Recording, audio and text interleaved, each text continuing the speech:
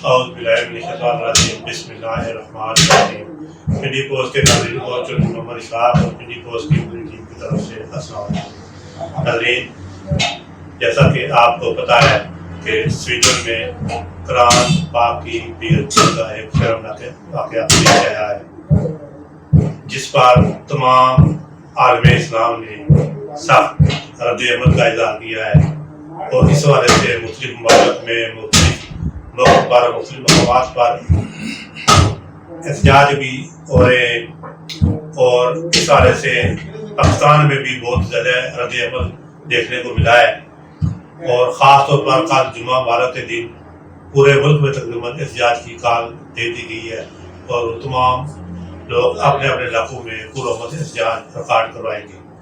تو آج اسی حوالے سے بات چیت کرنے کے لیے ہمارے ساتھ موجود ہیں ہمارے خطۂ پٹوار کی مذہبی شخصیت جناب ماسٹر منیر احمد صاحب۔ ماشاءاللہ آپ ایم اے اسلامیات ہیں، اور وہ دینی والے سے آپ بہت زیادہ علم رکھتے ہیں، تو اسی والے سے ان سے بات چیت کریں گے کہ قرآن پاک کی بے عزتی کا یہ واقعہ کیوں پیش آیا، اس کے اسباب کیا ہیں، اور وہ ایسے واقعات کی روک تھام دینے کے لیے ہمارے حکمرانوں کو کیا کرنا چاہیے، تو اسی وجہ سے ان سے بات چیت کریں گے۔ محترم منیر احمد صاحب، ہم آپ کو اپنے پروگرام پنڈی کو لائیو فارم میں خوش آمدید کہتے ہیں۔ محترم، سب سے پہلے یہ بتائیں کہ جو سویڈن میں قرآن پاک کی بے عزتی کا واقعہ پیش آیا، یہ کس طرح ہے، اور اس بارے سے تھوڑی سی بتائیں۔ اعوذ باللہ من الشیطان الرجیم بسم اللہ الرحمن الرحیم۔ میں جناب چودھری اشفاق صاحب کا پنڈی پوسٹ انتظامیہ کا ممنون ہوں کہ آپ نے مجھے یہاں گفتگو کرنے کا موقع فراہم کیا ہے۔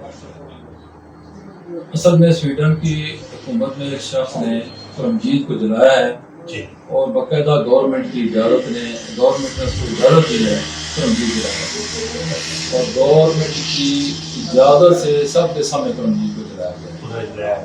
جی، تو یہ ہے کہ یہ جتنے مسلمان ہیں ان کے مذہبی جذبات کو مدعو کیا ہے، کیونکہ قرآن مجید ہماری کتاب ہے، ہماری مذہبی کتاب ہے، ہمارے دین کی اساس ہے، ٹھیک ہے، اور اس کو جلانا کسی کے حوالے سے بھی اس کو جائز قرار نہیں دیا جا سکتا۔ ہم دوسری مذہبی کتابوں کا احترام کرتے ہیں، تورات ہے، زبور ہے، انجیل ہے، ہم ان کا احترام کرتے ہیں، حالانکہ وہ بدل چکی ہے، لیکن اس کے باوجود مسلمان کوئی ایسا مسلمان نہیں ہے جو ان کو جلاتا ہو۔ تو اس حوالے سے انہوں نے جو کیا ہے یہ بہت غلط کام کیا ہے، ہم اس کی بھرپور ضرورت کرتے ہیں۔ ہم اس حوالے سے آپ کو بتاتے چلے کہ آج ہم قرآن پاک کے حوالے سے مکمل گفتگو مطلب سے کریں گے، قرآن پاک کی اہمیت، فضیلت، اور اس طرح قرآن پاک کے حوالے سے ہم کوشش کریں گے کہ زیادہ سے زیادہ باتیں آپ سے ڈسکس کر سکیں۔ مطلب سب سے پہلے یہ بتائیں کہ قرآن مجید کی اہمیت و فضیلت کیا ہے؟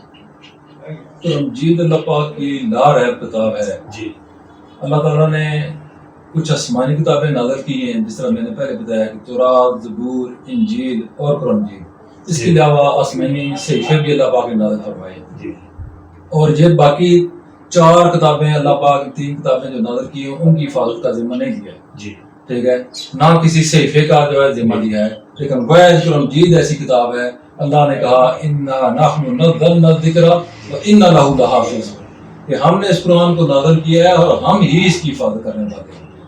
یہ تورات بدل گئی، زبور بدل گئی، انجیل بدل گئی، اور یہ قیامت تک قرآن کا یہ سب سے بڑا موجزہ ہے کہ یہ نہ چینج ہوا ہے نہ چینج ہو سکے گا۔ یعنی قرآن پاک وہ واحد پاک کتاب ہے جس کی حفاظت کی ذمہ داری خود اللہ تعالیٰ نے اللہ پاک نے لی ہے، اور قرآن پاک کے اللہ پاک کہتے ہیں کہ ہدی للمتقین، یہ متقیوں کے لیے ہدایت ہے، ٹھیک ہے۔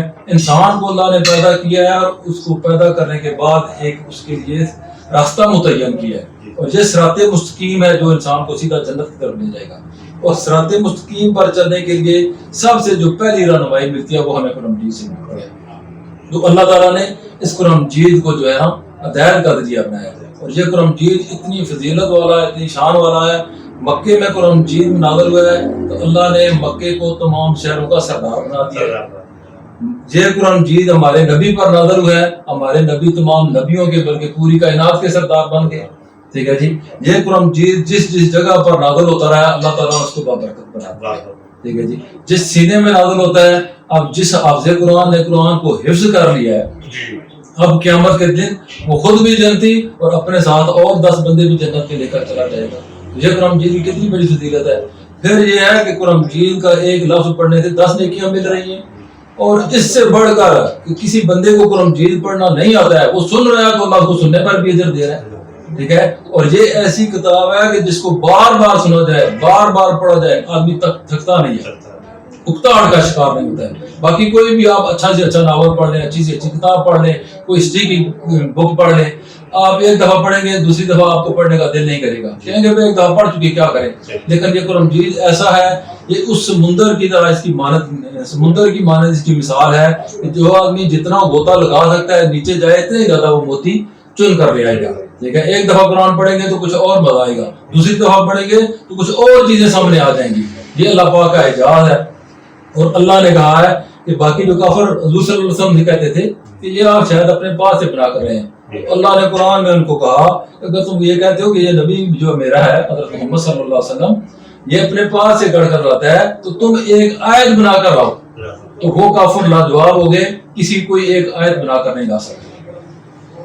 مطلب میری صاحب یہ کہیں کہ حضور نبی کریم صلی اللہ علیہ وسلم پر وحی کا نزول کس طرح ہوتا تھا؟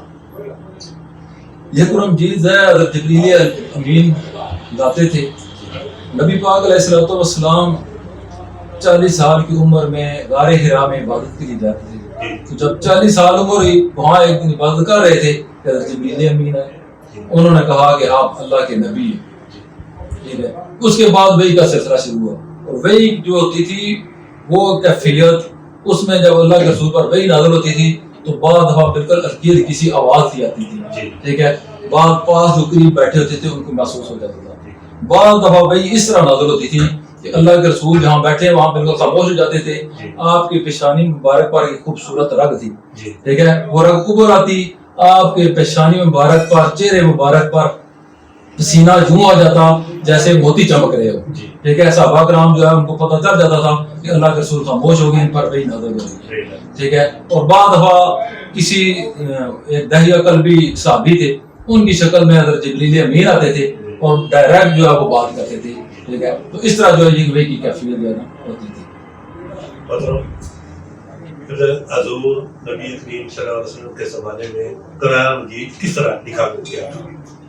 ہاں یہ بڑا اہم سوال ہے کہ اب جو ہے یہ قرآن مجید ہمارا کس طرح اکٹھا ہوا ہے. جی. اس کے لیے ہے کہ اللہ کے رسول پر جب وحی نازل ہوتی تو اللہ کے رسول نے مختلف صحابہ، اس وقت بہت کم پڑھے لکھے لوگ تھے لیکن چند آدمی پڑھے لکھے موجود تھے. ٹھیک ہے. تو اللہ کے رسول نے ان صحابہ کی ڈیوٹی لگائی ہوئی تھی. ٹھیک ہے. ان میں سے کسی نہ کسی آدمی کو کوئی نہ کوئی جائے، وہ اپنے کام کاج بھی کرتے تھے لیکن جو بھی موجود ہوتا جیسے ہی کوئی وحی نازل ہوتی، ٹھیک ہے، جو اللہ کی طرف سے حکم نازل ہوتا اللہ کے رسول کسی صحابی کو بلا لیتے کہ یہ اس کو لکھ لو.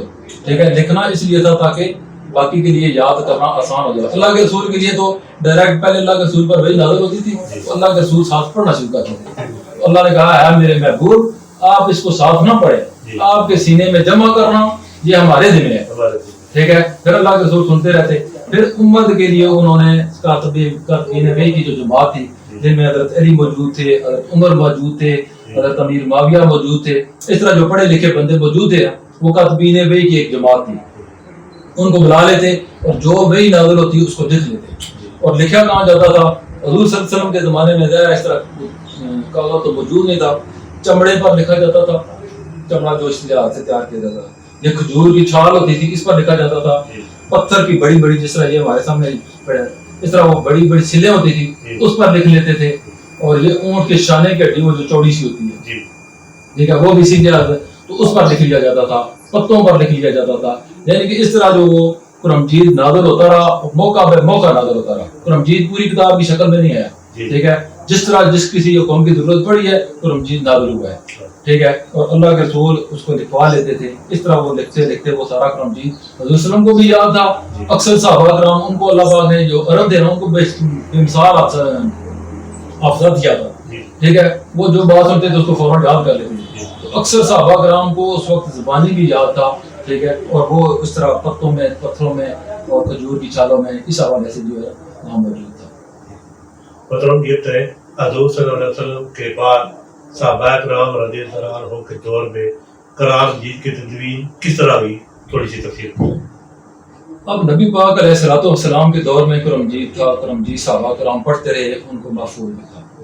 اب جب حضور صلی اللہ علیہ وسلم کا وصال ہو گیا تو بہت سے جو نئے لوگ مسلمان ہوئے تھے نا، تو انہوں نے سمجھا کہ نعوذ باللہ یہ نبی گیا ہے تو یہ دین بھی ختم ہو گیا، ٹھیک ہے۔ تو ان میں سے بہت سے مرتد ہو گئے، کچھ لوگوں نے نبوت کا دعویٰ کر دیا، جن میں مسلمہ کذاب بھی تھا، اسود انسی بھی تھا۔ اس طرح 2-3 بندوں نے حضور صلی اللہ علیہ وسلم کی وفات کے بعد نبوت کا دعویٰ کر دیا۔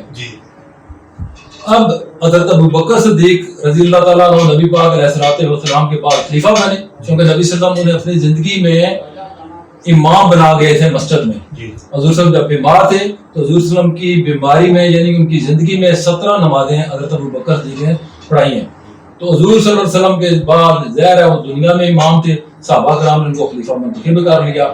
اب جب مسلمہ کذاب نے نبوت کا دعویٰ کیا تو حضرت ابو بکر صدیق نے اپنا لشکر تیار کیا، ان کے مقابلے میں بھیج دیا، تو جنگ یمامہ ہوئی ہے۔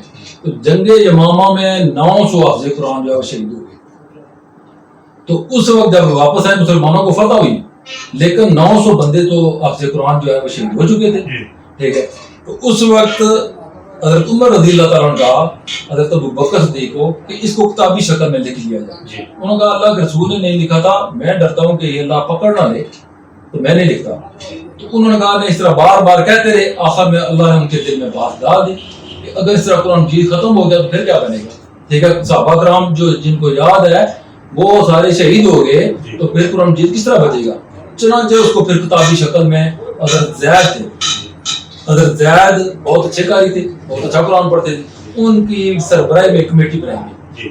تو اس کمیٹی کا کام تھا کہ اس پورے قرآن مجید کو ایک کتابی شکل میں لکھا جائے۔ چنانچہ پھر وہ کمیٹی بنائی گئی، اس کمیٹی میں جو ہے نا پھر وہ قرآن مجید کو لکھا گیا۔ وہ پتھروں پر وہ جو اونٹ کے شانے کی ہڈی تھی، ٹھیک ہے، وہاں سے سارا وہ ترتیب سے لکھا، اسی ترتیب سے کیا جو دوسروں کے دور میں پڑھی جاتی تھی، وہ سارے کا سارا قرآن مجید لکھا گیا۔ پھر حضرت ابو بکر صدیق اس دنیا سے چلے گئے، ان کے بعد دوسرے خلیفہ حضرت عمر رضی اللہ تعالیٰ عنہ بنے۔ پھر یہ نسخہ حضرت عمر کے پاس رہا۔ حضرت عمر رضی اللہ تعالیٰ عنہ کو جب شہید کیا گیا یکم محرم الحرام کو، تو یہ جو نسخہ تھا قرآن مجید کا وہ ان کی بیٹی جو حضور صلی اللہ علیہ وسلم کی بیوی تھی حضرت افضا رضی اللہ تعالیٰ عنہ، تو ان کے پاس سے محفوظ رہا۔ پھر حضرت عثمان غنی بنے، تو حضرت عثمان غنی جب تیسری خلیفہ بنے تو ان کے دور میں ظاہر ہے حضرت عمر کے دور میں فتوحات بہت شروع ہو گئی تھی، ان کے دور میں بھی جاری تھی۔ تو یہ قرآن مجید 7 قسطوں میں نازل ہوئے، یعنی کہ 7 لہجوں میں اس کو پڑھا جا سکتا تھا، جس کی میں مثال آپ کو انگلش میں دے سکتا ہوں کہ جو تقریباً اب THE دی، کوئی اس کو دی پڑھتا ہے، کوئی دا پڑھتا ہے، لفظ تو ایک ہی ہے لیکن پڑھنے کا انداز 2 ہے۔ اسی طرح قرآن مجید کو 7 قسطوں میں نازل کیا گیا تھا، تھوڑے تھوڑے اختلاف تھا، تھوڑا تھوڑا فرق تھا، قرآن مجید میں ہی تھا لیکن پڑھنے کا تھوڑا سا انداز مختلف تھا۔ اب جب مسلمانوں کی حکومت پھیل گئی ہے بہت زیادہ، جب حکومت زیادہ پھیلی تو جدھر صحابہ کرام مثال کے طور پر اس طرف جو گئے، جو وہ جس قرت سے پڑھتے تھے، مثلا 1 نمبر قرت جو پڑھتے تھے، اب ان لوگوں نے وہ 1 نمبر قرت کے مطابق پڑھنا شروع کر دیا۔ اس علاقے میں جو صحابی گئے جنہوں نے علاقہ فتح کیا، انہوں نے جس قرت سے پڑھتے تھے مثال کے طور پر وہ 2 نمبر کے طریقے سے پڑھتے تھے، تو انہوں نے دوسرے طریقے سے پڑھنا شروع کیا، ادھر تیسرے۔ تو یہ مختلف لوگ بعد میں جب آپس میں ملے نا، تو ایک آدمی ایک طریقے سے پڑھتا، دوسرا آدمی دوسرے طریقے سے پڑھتا، تو ان میں جھگڑے پیدا ہو گئے کیونکہ وہ نئے مسلمان ہوئے تھے۔ ایک آدمی کہتا کہ تم غلط پڑھتے ہو، دوسرا کہتا کہ تم غلط پڑھتے ہو، حالانکہ قرآن 7 لہجوں میں نازل ہوا تھا، 7 قرتوں میں نازل ہوا تھا، تو ان کے لیے مسئلہ نہیں تھا۔ تو اس وقت جب یہ حضرت عثمان غنی کیونکہ خلیفہ کے سربراہ حکومت تھے، ان تک یہ شکایات پہنچی، یہ آپس میں جھگڑے پیدا ہونے لگے، تو انہوں نے حضرت افضا سے یہ قرآن مجید منگوایا، ٹھیک ہے، اس کو منگوایا، پھر اس کو ایک قرت میں جو اس کی کاپیاں چھپوائی، ساری چھاپی کاپیاں چھپوا کر سارے صوبوں میں بھیجوا دی کہ یہ اب جو بندے ہیں اب اس قرت کے مطابق قرآن پڑھیں گے، ٹھیک ہے۔ اور اسی لیے حضرت عثمان غنی کو جامع القرآن بھی کہا جاتا ہے، ٹھیک ہے، کہ انہوں نے قرآن کو پوری امت کو اس قرآن پر جمع کیا، انہوں نے قرآن کو اکٹھا کر کے پھر سارے صوبوں میں بھیجوا دیا، آج تک ہم اسی قرت کے مطابق پڑھ رہے ہیں۔ اس طرح جو ہے نبی صلی اللہ علیہ وسلم کے بعد صحابہ کے دور میں یہ قرآن مجید جمع ہوا اور ہم تک یہ پہنچا ہے۔ مطلب سویڈن والوں نے قرآن مجید کی جو بے عزتی کی ہے، کیا یہ کوئی عالمی سازش کا نتیجہ ہے یا کس طرح سے آپ کیا؟ اصل میں اللہ تعالیٰ کہتے ہیں وہ اللہ رسول اللہ بالخدا و دین الحق یظہرہ الدین کلہ ولو کرہ المشرکون، اور دوسری آیت میں کہتا ہے ولو کرہ الکافرون. اللہ نے یہ جو دین بھیجا ہے نا اس کو سارے دینوں پر غالب کر دے گا، اگر یہ کافروں کو برا لگے، اگر یہ مشرکوں کو برا لگے. اب یہ جو اہل باطل ہے روز روز مسلمانوں کی ترقی کو دیکھتے ہیں نا تو ان کے اندر اثر پیدا ہوتا ہے، جلن پیدا ہوتا ہے. اور یہ جو ہے اب مسلمانوں کو جہاں یہ دیکھیں آپ امریکہ نے افغانستان پر حملہ کیا، کتنے سے ظلموں سے کم کیا. آپ نے دیکھی کہ صرف اتنا جرم کہ اس نے جو ہے بندوق اٹھائی ہے فوجی کی طرف اور اس کو 86 سال سزا بنا دی ہے. ٹھیک ہے، صرف اتنا جرم کو گولی بھی نہیں چلائی ہے. ٹھیک ہے، یعنی کہ انہوں نے مسلمانوں پر بھی ظلم کیا اور مسلمان جس چیز سے ہدایت حاصل کر سکتے ہیں اس کو بھی انہوں نے مجبور کرنے کی کوشش کی ہے. اصل میں ان کے اندر غلاظت بھری ہوئی ہے. ٹھیک ہے، جو اوپر اوپر کر جو ہے وہ باہر آ گئی ہے. یہ اپنے دل کا جو نفرت ہے اور غصہ ہے اس کا اظہار کر رہے ہیں. ٹھیک ہے، اور یہ چاہتے ہیں کہ اللہ تعالیٰ کہتا ہے نا، یہ چاہتے ہیں کہ اپنی پھونکوں سے اللہ کے نور کو بجا دیں، لیکن ایسا ممکن نہیں ہے، یہ ایسا ہو نہیں سکتا ہے. تو وہ یہ کوشش کرتے ہیں کہ کسی طریقے سے یہ مسلمانوں کا دین مٹ جائے. ٹھیک ہے، اور دوسری بات جو میرا بیان کیا ہے کہ وہ مسلمانوں کو ٹیسٹ لگاتے رہتے ہیں، چیک کرتے رہتے ہیں کہ اب جو ہے کبھی نعوذ باللہ نبی صلی اللہ علیہ وسلم کی توہین کر رہے ہیں، کبھی صحابہ کی توہین کر رہے ہیں، کبھی اہل بیت کی توہین کر رہے ہیں، کبھی قرآن کی توہین کر رہے ہیں، کبھی کسی اور جو ہے دینی شعار کی جو ہے وہ کوئی کوئی توہین کر رہے ہیں. اس کی وجہ یہ کہ مسلمان کے اندر کتنی کرنٹ ہے، کیونکہ وہ میں مسلسل یہ جس طرح میڈیا ہوگا، ٹھیک ہے، ہماری نوجوان نسل کو بے جائی کی طرف برائی کی طرف لگا رہے ہیں. ٹھیک ہے، تو انہوں نے یہ دیکھتے ہیں کہ ایک کس حد تک مردہ ہو چکے ہیں، ان کے اندر کتنی ایمانیاں راغب ہیں. ٹھیک ہے، تو وہ یہ چیک کرتے رہتے ہیں. تو میرے خیال میں ایک تو یہ ہے کہ یہ جو اسلامی ممالک ہے ہماری وہ ایسی بنی ہوئی ہے لیکن وہ مردہ گھوڑے کی طرح ہے. ٹھیک ہے، اس کی کوئی حیثیت نہیں ہے. اب اجلاس باتیں یا مذمت کر رہے ہیں، اس مذمت کا کیا فائدہ؟ دوبارہ وہی کو دوبارہ شروع کر دیتے ہیں. اس کے لیے کہ عملی اقدامات اٹھائیں. ٹھیک ہے، اور میں کہتا ہوں کہ یہ جو ہمارے علماء ہیں مختلف ممالک ہیں، یہ حکمرانوں کا تو ہمیں اتنی چیزوں کو نہیں ہے. ٹھیک ہے، لیکن یہ ہمارے علماء اکٹھے ہوں، یہ ایک اسی کی طرح یہ اپنا گروپ بنائیں، جیسا کوئی معاملہ ہو اس کو پھر پوری دنیا میں اس کو پھیلائیں کہ یہ ہمارے دین کی سیاست ہے. وہ علماء جو ہے یہ ہماری عوام کی رہنمائی کریں. ٹھیک ہے، اور اس سے بڑھ کر جو ہے اصل چیز جو ہے وہ ہم قرآن کو اپنی زندگی میں نافذ کریں. اگر ہم قرآن ہماری زندگی میں ہے نا تو پھر ان کی ضرورت نہ پڑے. کیوں؟ آج ہم بے عمل مسلمان ہو چکے ہیں. آج ہمارے ساتھ مسلمانوں کے ساتھ جو بھی کرتے رہے کوئی پوچھنے والا نہیں ہے، دین کے ساتھ جو کرتے رہے کوئی پوچھنے والا نہیں ہے. ہم زیادہ سے زیادہ مذمت کرتے ہیں، مذمت کر کے بعد اپنی روڈیں بند کر دیتے ہیں، اپنی سڑکوں کو جو ہے نا بلاک کر دیتے ہیں، اپنی املاک کو جلا دیتے ہیں. ٹھیک ہے جی، کتنی عبداللہ ساری ہوتی ہیں مریضوں کو خواہ مخواہ بند کر کے ان کو مار دیتے ہیں. ٹھیک ہے، ان کو کیا فرق پڑتا ہے؟ ہم یہاں آگے پورے پاکستان میں آگ لگا دیں، ٹھیک ہے، وہ تو خوش ہو جائیں گے. ٹھیک ہے، اور اس کا بہترین طریقہ جس طرح فیس بک پر میں نے جگہ دیکھا تھا کہ سویڈن کے سفارت خانے کے سامنے بہت سے لوگ بیٹھے ہیں اور قرآن مجید پڑھتے ہیں. ٹھیک ہے، ہم قرآن کو اپنی عملی زندگی میں نافذ کریں. ٹھیک ہے جی، ہمارے علماء اس معاملے میں متفق ہوں. ٹھیک ہے، صرف علماء ہمارے پاکستان کے نہیں بلکہ پوری دنیا کے علماء کہتے ہوں. ٹھیک ہے، پھر ان کا احتجاج ہو، وہ کاج ہے، وہ بھرپور احتجاج ہوگا، وہ جو بات کریں گے اس میں اثر ہوگا، اس میں وزن ہوگا. ٹھیک ہے، اور آخری بات جو ہے کہ ہم حکمران جو بولتے نہیں ہیں دین کے معاملے میں، ٹھیک ہے جی، دین کی تباہی ہو رہی ہے، بربادی ہو رہی ہے، ان کی اپنی دوسری جائے تو غصے میں آ جاتے ہیں، لیکن دین کا نقصان ہو رہا ہے تو بولتے نہیں ہیں. تو ایسے حکمرانوں کو منتخب کیا جائے جن کے اندر دین کا درد موجود ہے، نہ کہ وہ ان کو صورت اخلاق ہی پڑھنی آتی ہے. اور ہم اپنی اپنی زندگی میں اپنائیں، اسی میں ہماری دنیا میں بھی کامیابی ہے، آخرت میں بھی کامیابی ہے. مطلب آپ نے ماشاء اللہ ایک اچھا میسج تو پہلے ہی دے دیا ہے. دوبارہ آپ سے گزارش کروں گا کہ جو پرانے پاک کی جو ذکر سے اس بھارت میں مختلف مقامات پر مختلف احتجاج ہو رہے ہیں، ایک تو ہمارے صدر ہے احتجاج کا بہترین و تیزی کا ہوتا ہے، دوسرا ہم مسلمانوں کو قرآن پاک کی حفاظت کے لیے بہت اقدامات کرتے ہیں. احتجاج کا بہترین ٹھیک ہے، ضرور احتجاج کرنا چاہیے، گھروں پر آنا چاہیے، لیکن اس کے لیے ہے کہ دوسرے کی تکلیف نہ، دوسرے کو تکلیف نہ ہو. ٹھیک ہے، کہا گیا کہ وہ بہترین مسلمان ہے جس کی آواز اور زبان سے دوسرے مسلمان بات ہے. ٹھیک ہے، ہم قرآن کی عزت کے لیے، قرآن کی حفاظت کے لیے احتجاج کریں گے، کرنا چاہیے. ٹھیک ہے، لیکن ایسا نہیں کرنا چاہیے کہ ہمارے اپنے مسلمان بھائی کو تکلیف پہنچے. ایک تو اس طرح نہیں کرنا چاہیے، اور دوسرا یہ جو قرآن مجید کی حفاظت ہے اس کو ہم اپنے سینے میں بسائیں، اس قرآن مجید کو خود پڑھیں. ٹھیک ہے، بے شمار لوگ ایسے ہیں جنہوں نے قرآن مجید کو پڑھنا ہی نہیں آتا ہے، جن کو پڑھنا آتا ہے انہوں نے صرف نظرہ پڑھا ہے، قرآن مجید کا ترجمہ پڑھا ہی نہیں. اللہ نے یہ ہمارے لیے محفوظ کتاب رکھی ہے قیامت تک کے لیے، اور یہ باقی جو کتابیں آئی ہیں ایک مخصوص وقت کے لیے آئی ہیں. ٹھیک ہے، اس کے بعد مثلاً قرآن آئی ہے، کچھ عرصے بعد وہ کینسل ہو گیا اس کے آرڈر، زبور آ گئی ہے. ٹھیک ہے، جو پھر اس کے آرڈر کینسل، پھر انجیل آ گئی ہے، پھر اس کے جو ہے احکامات کینسل ہو گئے. لیکن قرآن مجید مخصوص وقت کے لیے نہیں آیا، حضور صلی اللہ علیہ وسلم کے زمانے میں نازل ہوا ہے اور قیامت تک کے لیے ہے. باقی جو کتابیں آئی ہیں ایک مخصوص علاقے کے لیے ہیں، قیامت جو پوری دنیا کے لیے قرآن مجید بن کر ہدایت بن کر آیا. ٹھیک ہے، تو یہ جو ہے قرآن ہمارے لیے ہدایت ہے، اس کو ہم اپنی زندگی میں پڑھیں، دیکھیں ہمیں کیا قرآن مجید ہدایات دے رہا ہے، ہم اس کی طرف زندگی گزاریں، اسی میں ہماری کامیابی ہے.